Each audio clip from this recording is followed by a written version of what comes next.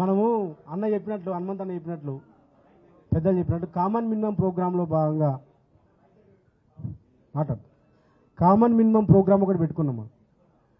మధుసూనాచారం నాకు తెలుసు, పెద్దలందరికీ తెలుసు. తెలంగాణ ఉద్యమంలో చాలా పార్టీలు ఉన్నాయి. ఆర్ఎస్ఎస్ నుంచి ఆర్ఎస్యు దాకా ఒకటే ఎజెండా, తెలంగాణ ఎజెండా మీద కలిసి ఆ రోజు పార్టిసిపేట్ చేసేది. ఎవరి పార్టీలకు వాళ్ళకు ఉంటాయి. ఇవాళ మనం కూడా ఆర్ కృష్ణన్న కానీ మన లాల్ కృష్ణన్న కానీ కూర్చోబెట్టింది ఒక కామన్ మినిమం ప్రోగ్రామ్, అఖిలపక్ష సమావేశం. పార్లమెంట్లో బీసీ బిల్లు ప్రవేశపెట్టాలి, కులగణన చేయాలి, లోకల్ బాడీలో 42% రిజర్వేషన్స్. ఇదే అంశం మీద మనం మాట్లాడాలి.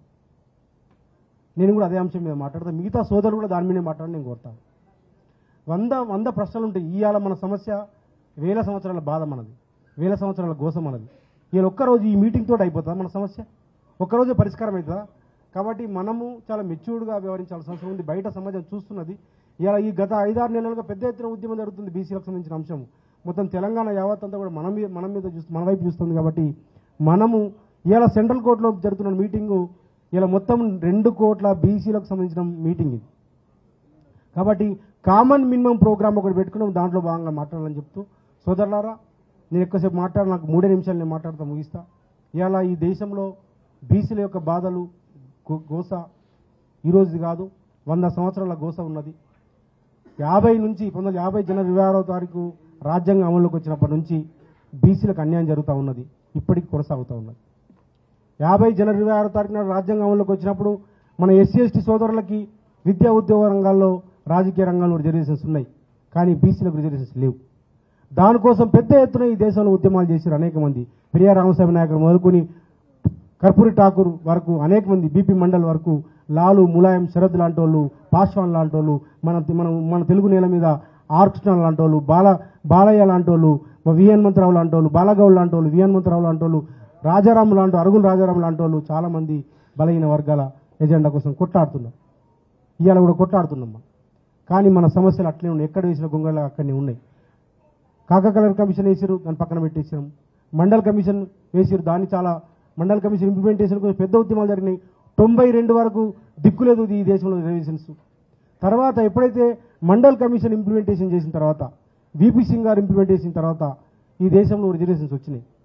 వచ్చిన తర్వాత దేవుడు వరం ఇచ్చిన పూజారి అడ్డం పడ్డట్లుగా ఇవాళ ఏమవుతుందంటే కోర్టులు అడ్డం పడే పరిస్థితి కనిపిస్తూ ఉన్నది. కోర్టులు ఏం చేస్తున్నాయి? ముఖ్యంగా మండల్ కమిషన్ ఇంప్లిమెంట్ చేసిన తర్వాత ఈ దేశంలో బీసీలకు 27% రిజర్వేషన్ వచ్చిన తర్వాత, అంతకుముందు 51లో జరిగిన రాజ్యాంగ సవరణ ద్వారా అయితే పెరియార్ పోరాటంతో రాష్ట్రాలు రిజర్వేషన్లు అమలు చేసుకుంటున్నాయో, ఆ తర్వాత ఏం చేసినట్టే రాష్ట్రాలు కేంద్రాల్లో జరుగుతున్న రిజర్వేషన్ అమల్లో కోర్టులు జోక్యం చేసుకునే పరిస్థితి వచ్చింది.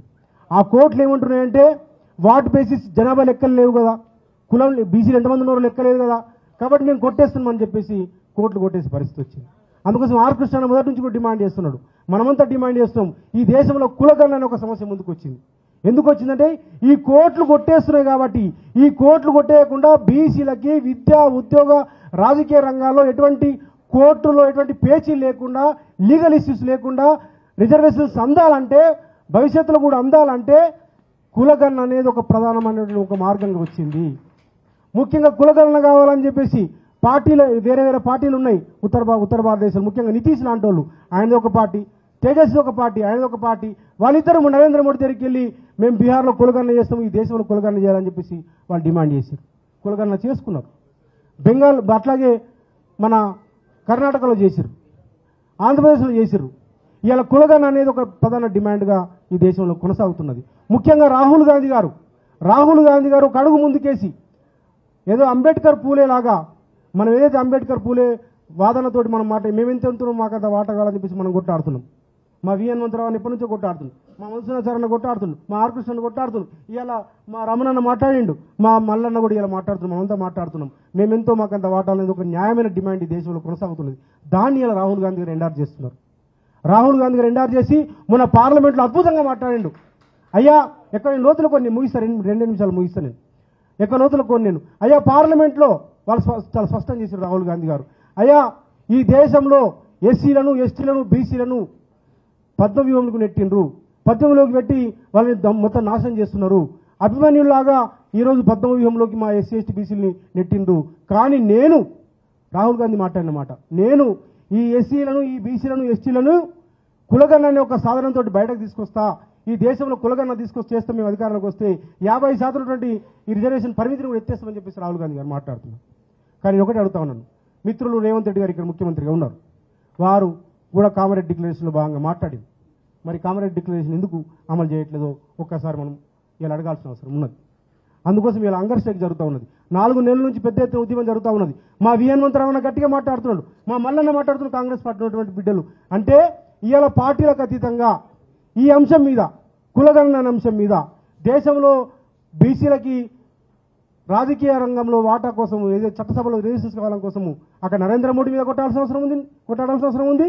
చట్టసభలో రిజిస్ట్రేషన్ కోసము ఈ రాష్ట్రంలో కులగణన కోసము 42 స్థానిక సంస్థల రిజిస్ట్రేషన్ కోసము పార్టీలకు అతీతంగా కామన్ మినిమం ప్రోగ్రాం మనం పెట్టుకున్నాము. ఈ కామన్ మినిమం ప్రోగ్రాంలో భాగంగా అందరం కలిసి, కాంగ్రెస్ పార్టీ కావచ్చు, అది బీజేపీ కావచ్చు, అది బీఆర్ఎస్ కావచ్చు, అది సిపిఐ కావచ్చు, అది సిపిఎం కావచ్చు, సంఘాలు కావచ్చు, ఇక్కడ వరకు ఐక్యమేద్దాం, ఇక్కడ వరకు సాధిద్దాం. దేశంలో రిజర్వేషన్లు సాధించుకుందాం, చట్టసభలో రిజర్వేషన్ సాధించుకుందాం. దళితులకు ఆదివాసులకు ఎట్టయితే పార్లమెంట్లో అసెంబ్లీలో రిజర్వేషన్ ఉన్నాయో మనం కూడా సాధిద్దాం.